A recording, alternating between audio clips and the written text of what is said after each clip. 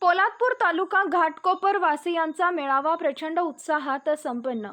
पोलादपूर तालुक्यातील घाटकोपर वासीय शिवसेना युवासेना महिला आघाडी यांचा संवाद मेळावा आणि महिलांसाठी स्नेहसंमेलन घाटकोपर इथं कार्यसम्राट आमदार भरतशेठ गोगावले साहेबांच्या मार्गदर्शनाखाली आयोजित करण्यात आले होते। सदर मेळाव्यास अतिशय मोठ्या संख्येने घाटकोपर वासीय उपस्थित होते। विशेष करून महिलांचा सहभाग आणि उत्साह प्रचंड होता। काही झालं तरी पोलादपूर तालुका आमदार भरतशेठ गोगावले साहेबांना चौथ्यांदा निवडून देणार अशी ग्वाही उपस्थित शेकडो महिलांना आमदार साहेबांच्या माध्यमातून मुख्यमंत्री माझी लाडकी बहीण योजनेचा लाभ मिळाला। महिलांच्या वतीने आमदार साहेबांचा विशेष सत्कार करण्यात आला। आमदार साहेबांनी देखील उपस्थित आपल्या प्रत्येक बहिणीला भेटवस्तू देऊन सन्मानित केले। आमदार भरतशेठ गोगावले यांच्या रूपाने एक काळजी घेणारा, आपल्या समस्या जाणणारा आणि मोठ्या भावाप्रमाणे आपल्या पाठीशी ठामपणे उभे राहणारा भाऊ मिळाला म्हणून सर्व महिलांनी समाधान व्यक्त केले। मी गोरगरिबांचा शेठ आहे आणि कायम जनतेसाठी कार्यरत असेन अशी ग्वाही आमदार साहेबांनी दिली।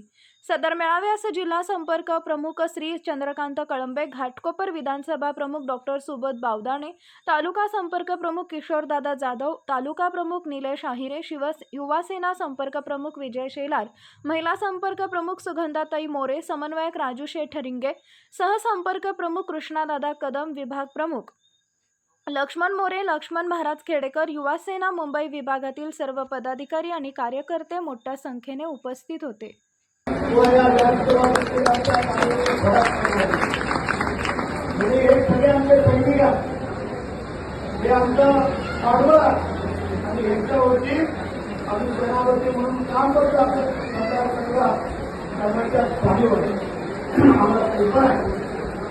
आम्ही नेहमी सांगत आलेलो आहे एखाद्या वेळेला श्रीमंताकडे जाऊ नका, पण गरीबाच्या घरी जा।